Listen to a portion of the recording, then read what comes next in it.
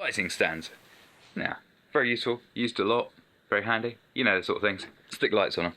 So occasionally we have damage. So here we are missing a rivet. What we have here is our very upmarket little rivet gun. Came with some rivets. And we found one which fits quite reasonably in the hole. So you can get that in there, even when holding. It did. Believe me, it really did go in there. So you can see there's like kind of a hole there, and you've got to line the two holes up. Okay, right, I've managed to get it in there. That's in the hole. Get our rivet gun, like so.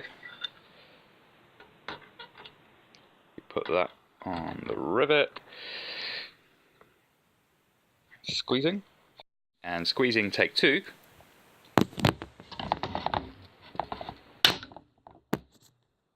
And there we go.